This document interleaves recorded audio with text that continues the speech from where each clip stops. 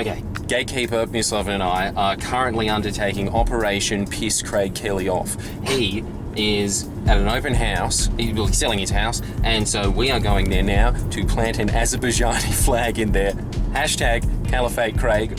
That's what we're going for, that's the angle. The other angle that we're going for is an unoccupied window without a real estate agent saying, do you have any questions? Any questions at all? So there's two very impossible missions in one there. Finding an open window and not being annoyed by real estate when you're pretty much in the Shire. Look, I don't like our chances, but we're going there now.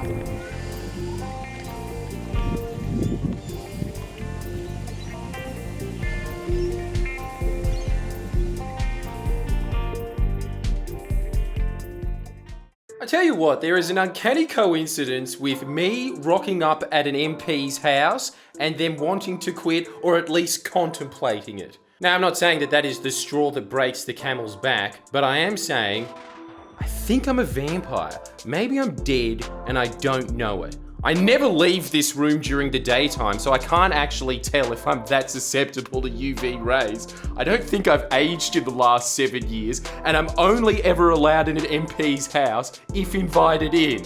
Or did I get in? Ooh, bit of a removal of some of the sizzle there, but nonetheless, stay tuned to the end. If there's no music here, it's because it's an emergency broadcast. 2 in 2 weeks. What the hell is going on? But yeah, to all the people that were saying, oh, it sounds weird without the music. Well, watch anyway.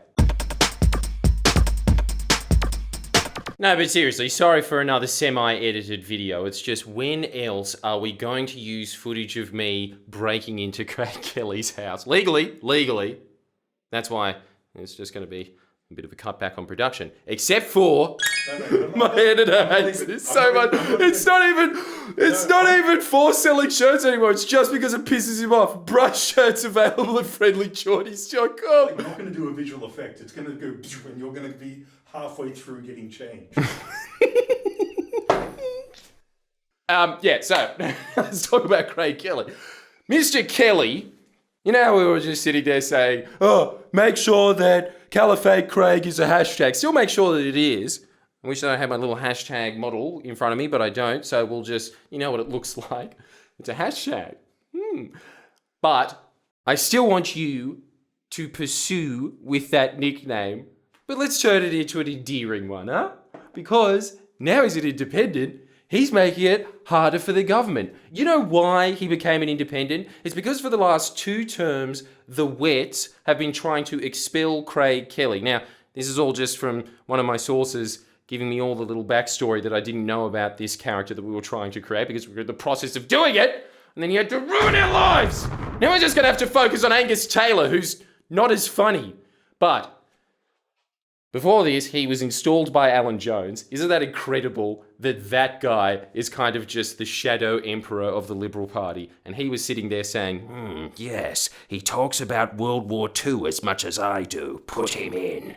So they put him in, but he is a dry. Now, for anybody who doesn't understand the difference between Wets and the Dries in the Liberal Party, Wets are pretty much the ones of the Liberal Party that say, we like everything that doesn't infringe on bankers' profits. Yay! And the Dries are, we don't like everything that doesn't infringe on bankers' profits. Boo. A lot more jowls in the Dries, so ironically they have wetter voices. To put it in more musical terms, the Wets would be Katy Perry and the Dries would be Gregorian chant. I'm pretty sure the only reason there are 2 factions in the Liberal Party is just in case someone puts a condom over one of the bullets in Hyde Park as an art installation. The Wets would say, oh, it's kitsch, leave it on. And the Dries would say, over my dead body. And then there would be a constitutional crisis. Now, New South Wales really should be renamed New South Wetlands because the entire state is controlled by the Wets. Or, you know, now that I'm thinking about it, it could also be called Berejiklistan. But the vast majority of the MPs in New South Wales are wets. Queensland is really where Craig Kelly is. In fact, every time that I look at him, I think, what are you doing down there in the Shire? And then I remember, oh, that's right. The Shire is pretty much just Queensland supplanted in New South Wales. So it does make sense that he is representing that seat. Alan Jones picked it right, as he always does. He's actually really good at calling elections. Every time you ever see an election and Anthony Green's sitting there going, oh, I still haven't called it. It's 3 weeks out. All the votes have been tallied. What am I going to say? Alan Jones said like 3 minutes into the ballot closing that, well, this is going to be a whitewash for the Liberals. So he's really good at that, and he picked him and put him there. What's happened since is the Wets have been trying to expel Craig Kelly because, oh my God, he doesn't believe in climate change. I do believe in climate change, but I care more about my job than the planet. And for some reason, that really annoys them. I think it is just the fact that they want to keep New South Wales moist. And as a result of this, they don't want these lumbering monuments to abstinence like Craig Kelly haunting their sphere of power. Wouldn't mind if he was in Queensland. I'm pretty sure Craig Kelly wouldn't mind if he was in Queensland. And let's be honest, everyone except for Victorians wouldn't mind if they were in Queensland. It's a nice climate. The point, for now. That's why as soon as he announced it, you saw Barnaby Joyce chase after him like Air Bud chased after his owner. Wait, mate, wait. Have you thought about joining square dancing Liberals? But the reason that Craig Kelly has survived for so long, despite being such an ill fit for the New South Wales power sphere, is because it's been really close for the last couple of elections. And if Craig Kelly chooses to resign, you're almost at a minority government. So they have had 2 prime ministers vouch for him at the last minute. When the actual power base of the New South Wales Libs have thought, okay, we've got the numbers to expel him, the first time Malcolm Turnbull stepped in, the wettest of the wets, emerged from the swamp, the liquid man that he is, like the bad guy in Terminator 2. Now see here, we are all fans of the opera. Allow me to put it in theatrical terms. Craig Kelly is in his second act. Then in 2019, despite what the press was saying that it was this miracle overwhelming victory for the Liberal Party, they're only up by 2 seats. So Scott Morrison didn't have the capital to get rid of him either. So he said pretty much the same thing that Malcolm Turnbull did, but in his terms, which was him, now we're up to Terminator 3. The chick? Well, he's got tits as well. Now, we're all fans of Hillsong. Allow me to put this in biblical terms. Divine intervention. But recently, because Craig Kelly has been stoking the right people in his corner, i.e. he has got that large base of conspiracy nuts across the country voting for the Liberals because they've got a man on the inside, aka they assumed that he might think that 9/11's an inside job, but I don't think he said anything about it. Sky News loves him. Sky News hates the Wets. The Wets are thinking we have to move because in the large grand scheme of things, they're thinking that this is a way of them wedging power into New South Wales. This is what I've heard is happening behind the scenes. So they've just thought, nah, we're just going to have to punt it. We're going to have to get rid of him until the next election, which they assume they are going to win in a landslide. So what they're doing in the meantime, and this is what Scott Morrison was saying, where he goes, I had a little talk with Mr. Kelly and I made very clear what my standards are. Pretty much his standards were shut the up till the next election and fall on your sword with dignity. But what he forgot is he's talking to Craig Kelly. And so Craig Kelly this is the guy that in the last election was saying, if you primary me, I will make your life a living hell and I will blow up the government. He learned a couple of things in Azerbaijan. He is a suicide bomber. And they just said to a suicide bomber, hey, instead of just running into this building and pushing the button, how about you just sit in the waiting lounge and have a complaint to customer service? And so he said, Allah Akbar! Yeah, I got these at a flag shop. They were about $1 for 12. Can you believe that nobody wants Azerbaijani flags in Australia? Now that he has done that, he's put himself onto the crossbench.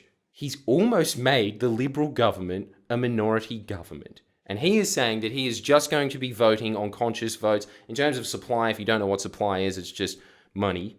But he is saying that he is not going to be voting with the government on conscious choices. And you know what I think that that's code word for?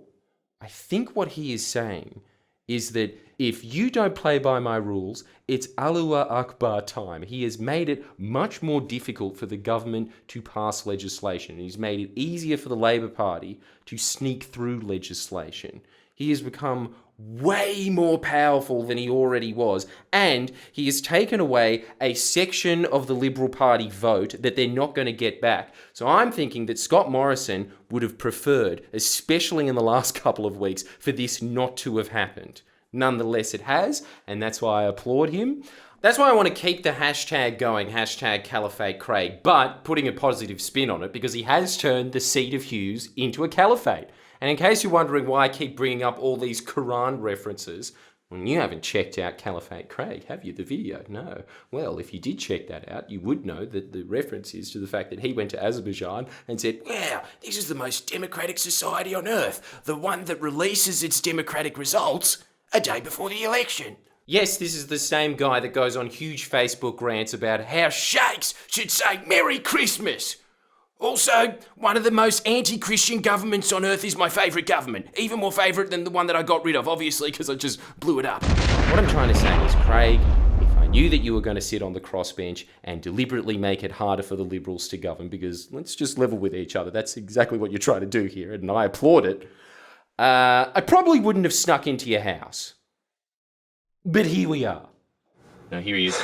All right, he's running. That's a good sign. He's looking triumphant. Yeah, he's flexing. He's flexing. You got it. It's done. Is it in?